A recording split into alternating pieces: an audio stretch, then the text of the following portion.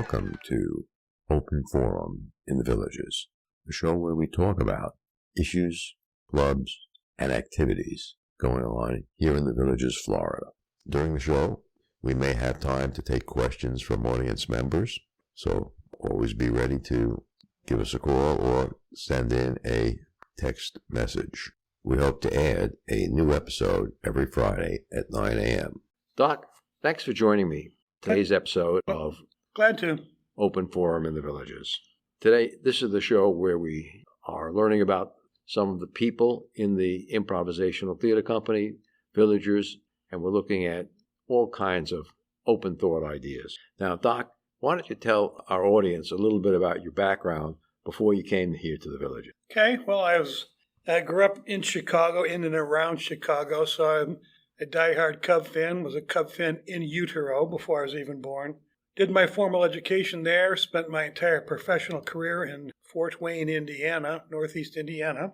I was a foot doctor there. Learned about the Villages, actually, with my new lovely bride. We wanted to come someplace warm to retire.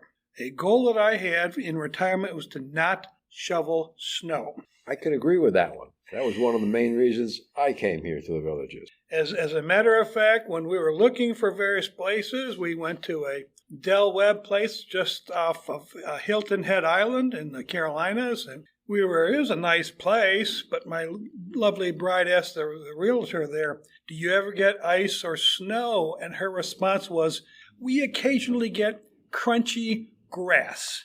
And she leaned over to me immediately and said, "Further south." So we knew South Carolina wasn't going to be far enough south.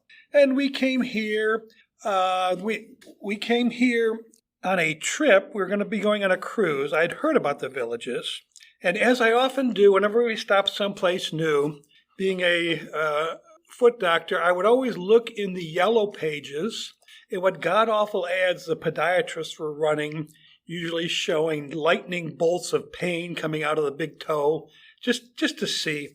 And lo and behold, there was an ad for a group of doctors, 4 doctors in this one group. They had a picture of them, and one of them was a classmate of mine. So this was, not only was he a classmate, in a class of 150, you'll have 5, 6, 7, 8 people that you really hang with, that you're really close to. It was one of those guys. Not only that, I mean, he was last I knew, he was practicing on the south side of Chicago. His name was Dr. Larry Erlander. So I said, holy cow, we got to call him up and see. So we did call him up and went out with he and his wife for dinner. And, they were giving us the lowdown on the Villages. They were very, very high on the concept. And it was wonderful. We really enjoyed it. We kept coming back here anytime I had either a business meeting down here or we were going on a cruise. We would stop off again at the Villages. And the third time we came, we bought. Okay, and you've been here in the Villages how long, Doc? We bought in, it was 2014. We actually closed January of 2015 is when we bought it. I wasn't quite ready to retire yet, so we had it in the rental program for a few years. That was one of the things I had to figure out. I had experience before with income property, and so I called my accountant and my attorney and asked, what are the rules still the same, as far as depreciation and things like that, and found, this was going to work. My lovely bride, one day we were here, and she woke up, and I wasn't next to her. And she came, and I was at the dining room table of this rental unit we were in there, and she's, "What's up?" I go, I was thinking this through, figuring it out, couldn't find a reason not to do it. Let's buy a house. And the rest, as they say, is history. Okay. In the Villages, how many different clubs or organizations are you an active member in? A few. I was going for trying to not have hardening of my arteries, my brain and my vascular system. So I was trying to think of creative things to do. So I joined the Woodworkers Club. I've always been a woodworker from the time I was a Cub Scout and made, napkin holder out of popsicle sticks. I always liked working with wood. So I did that, and I joined the Songwriters Club, which I found out had the designation of being the actual 3,000th club recognized by the Villages, the Songwriters Club.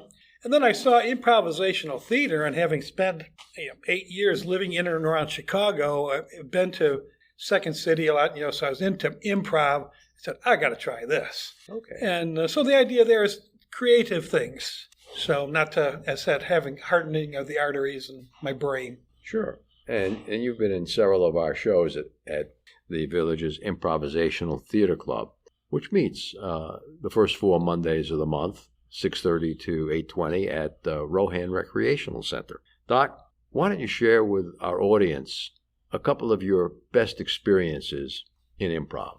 Oh, goodness. You never quite know what's going to happen. You can plan some things, you can do things, but the fun times are when a skit just kind of takes on a life of its own, and it takes off from there. I remember one in particular where I was doing, one of our rules is you never say no to something, you always accept whatever you can. Accept all offers, say yes and. Say yes and. And I was doing that with Margaret's sister, Laura. And she was just laying it on me. She said, well, you've been cheating on me? Yes, and then this, and this, how could did you do this? I go, yes, and I have to get just digging the hole deeper and deeper, and it was really fun. It was funny, and she was one of the rules is always make your partner look good. And she was just pouring it on, and knowing I had to answer to anything she said. It could be something like, "Do you like bestiality?"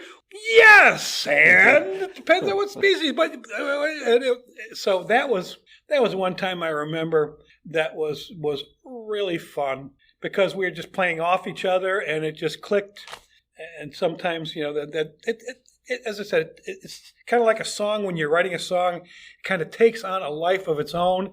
Neither of you are planning it, but it's kind of a living thing, and it grows and it burgeons into something marvelous. I know we've had you do a original song during one of our shows. Mm-hmm. Why don't you tell our audience a little bit about that song? Well, I actually did a couple. One of them was I Ain't Never Growed Old Before, which came from a experience I had with a patient in the treatment room. I was showing her x-rays and talking about degenerative joint disease, which is wear and tear arthritis that we're all going to experience.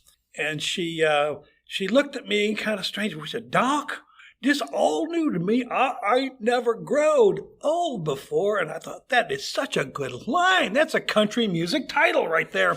A number one seller. It certainly could be. And the funny thing was, this is an aside, but with this day and age of electronic medical records, you can't write anything down in the treatment room. There's no pens or pencils, no paper. It's all on the computer.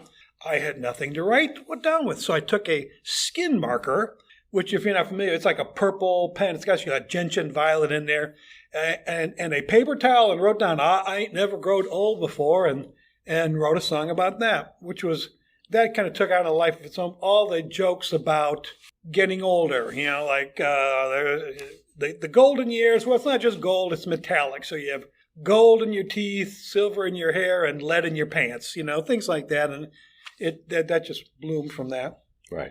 I kind of look at the improv aspect of what we're doing here as the fun part. Oh, yes. We're growing and having fun every time we have a class. Whether it's your first timer, and we had a first timer here tonight earlier, and she did fantastic. She did very well. And sometimes we have people who have a lot of improv experience. It works well for all types of. You have to have the right mindset, knowing we're not going to ask you to do anything that we won't do first or do it as well. Nobody should be embarrassed. There's no stage fright. There shouldn't be. It's normal to be nervous. Well, the big thing here, I think there are a couple of really big things about improv.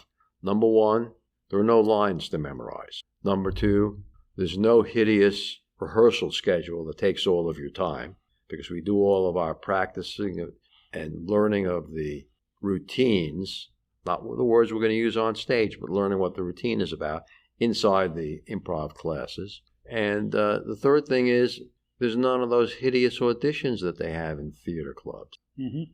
Anyone who's here and comes can play. We've put people up on stage who've been here for 2 or 3 meetings. And other people don't want to get up on stage. They want to be part of the audience. That's fine, too. Sure. But it's a place that you can kind of spread your wings, just stretch a little bit, and have a good time. I mean, the whole idea, we kind of think of the Villages here as a place where the world news is bad and there's bad things going on in different places. We don't need that. Life is too short to wallow in the negativity that's out there, get all hung up in the paralysis of analysis of things. Right. This is all about having fun. This is having fun. They say you can't, physiologically, I read this someplace, you cannot go through what your body needs to do to form an ulcer and laugh at the same time.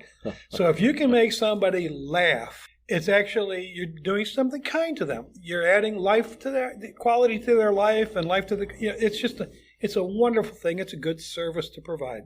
Good. Doc, before we sign off for this episode, is there anything else you want to tell the folks about the Improvisational Theater Group? Oh, I would suggest come to our shows. You'll have a good time. And if you're inclined to at all, come to a meeting. Just try it. Enjoy it. You will have a good time, and you'll be happy that you did.